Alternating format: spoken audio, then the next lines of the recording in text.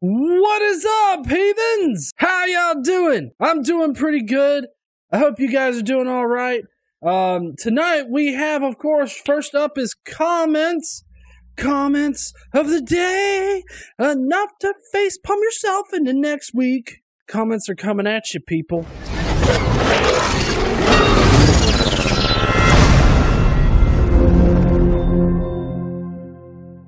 Jeff Simmons. Hey, faggot. How does Satan's cock taste? Is it salty, faggot? Because, you know, he just had to add in that last little faggot part. I would say very cherry. It's sweet and it's not salty. It's definitely not saltier than you there, Jeff.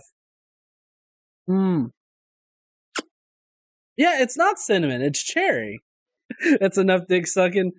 All right, Ovi Ali Amasaro, atheists. Let's have a moment of truth, and please do not be rude. For if you are rude, I don't know what'll happen over Facebook, but something bad's gonna happen. Question: at what point in your lonely and miserable life did you decide to be an atheist? Was it depression? Did you lose your job and income? Did you lose a loved one? Why did you abandon God? Are you angry over your tiny penis?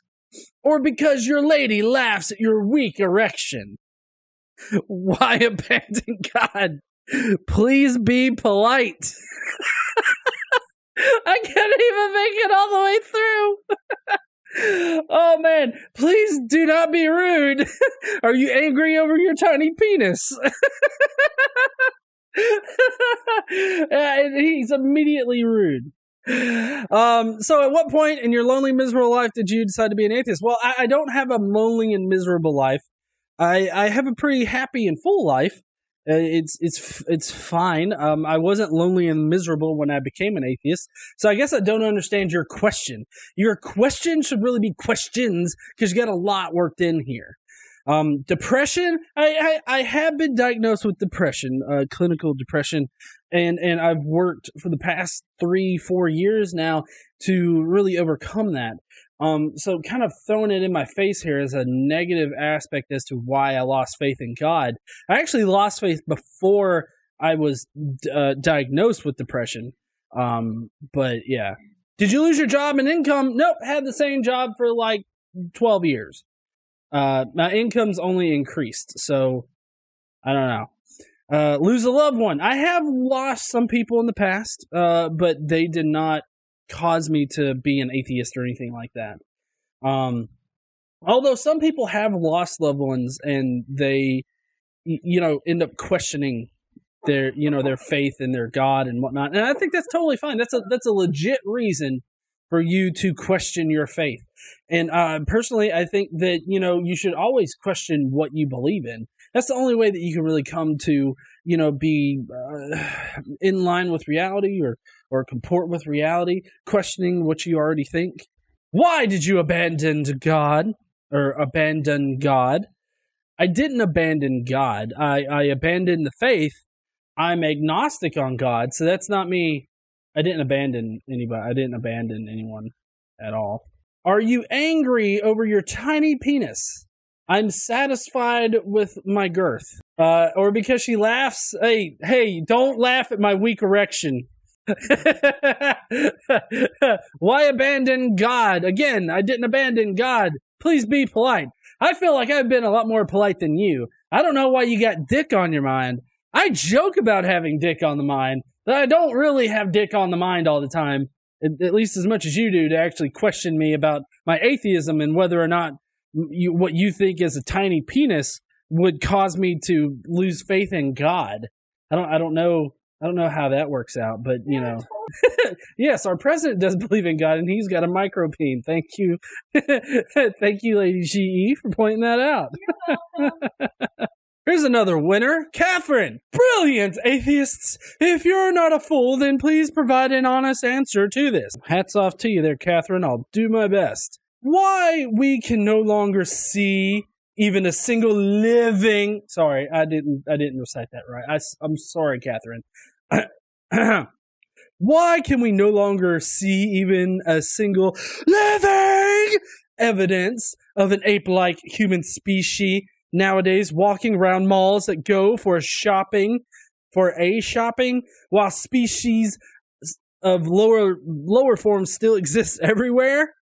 Doesn't mean human evolution is taking a pause, or it's true that evolution only happens in the minds of its foolish followers. Okay, so, I mean, this is a prime example of somebody that doesn't know how evolution works. And, we do see intermediate species that are around, like species, not necessarily walking around today, but like there's crocodiles are from back during, dinosaur times, and great white sharks are too. We see various old animals here on the earth. Now, it's true that most of the life here on earth has died out. That includes, transitional species. And it's more about how dominant species went out in nature as to why we don't see like a Neanderthal walking around the mall. Plus, I'm fairly certain that if Neanderthals did survive somehow, we would find a way to persecute them because, they're different than us, so fuck them. They don't have souls. Well, neither do we. True, we don't have souls either, but you get what I mean. But I think that what she's really going for here is like, did we stop evolving? And if we did, like, why aren't there other species around? And that's explained through evolution. I mean, they died out because of how, nature works. I mean, the apex creature in that line is gonna survive. And it's not so much that, we just stopped evolving, because we're always evolving. It's just that, of evolution, like from ape to human takes place over a lot of time. In the amount of time that we've been able to notice evolution, we haven't had enough time for us to actually change. One of the great ways of showing evolution is the rhinos in Africa. They have started developing smaller and smaller horns because poachers will come in and kill the ones with the biggest horns. Therefore, the ones with the biggest horns can't reproduce and pass on those big-ass horn genes. So, that means that the rhinos are going to slowly start dwindling down in horn size, and that's exactly what we're seeing. So, I mean, just because there aren't Lucy's walking around malls buying the newest fashion, animal clothing, doesn't mean that they didn't exist or that they weren't an intermediate species. So we're not taking a pause. We're still evolving. Just not enough time's passed for us to actually, I guess, notice it on the scale that you want to notice it. Plus, it's not like we're going to evolve into donkeys or anything, albeit some people already are jackasses. Yes, honey, like our president. Oh, this is relevant. The only way to believe in a globe Earth, planets, and galaxies is trot the TV. Maybe tot through the TV? Is that the combination? Like, is that what trot is? Is trot like, is through the TV? Okay, well, that's still false. However, you meant this. Because you can prove the globe Earth with fucking shadows. You legit can. You could say, oh yeah, look, here's this one shadow. There's no shadow because it's right on the equator. That's, I'm not even going to try to remember the names that Eratosthenes used, whatever his name is. So like, you can measure shadows and determine the circumference of the Earth. And, that's a really good way to prove how we do live on a oblate spheroid. Planets and galaxies, you can get yourself a telescope and figure out when we're supposed to have Jupiter in our eyesight or eye line or whatnot, or our night sky. You can look out at it and you can fucking see it. You can see the planets. And whether you want to believe it's some kind of NASA projection on the firmament or not, I can't fucking help you there. I think only Jews and Muslims get their penis circumcised, and it is very beneficial, according to doctors. On the other hand, Christians, atheists, Hindus, etc., are so coward that the word circumcision scare the shit out of them. Why are they so coward? Actually, I mean, there's a good bit of atheists out there that actually, get their kids circumcised because they believe that it's more hygienic or beneficial to doctors. But actually, if you look at all of the evidence surrounding circumcision, the only place that releases reports that says that circumcision is beneficial health-wise, like enough to justify the procedure, is the United States. They are the only fucking ones that actually suggest it. Which is kind of curious. I mean, I believe that the World Health Organization even suggests that the benefits, the possible benefits of it do not outweigh the procedure of it. And so, I mean, there's that. I mean, you can think that if you want to, but actually the majority is against circumcision being beneficial health-wise. There's a lot of Christians with their dicks cut. If you look up Adam Ruins Everything on masturbation or circumcision or whatnot, you'll actually find out that they started circumcising themselves to make kids not jerk off. So obviously that didn't work. People still fucking jerk off. When they start coming to that puberty range, I mean, all bets are off, man. Just make sure you knock before you enter a room. And don't pick up those rigid as fuck socks. I have no respect for atheists.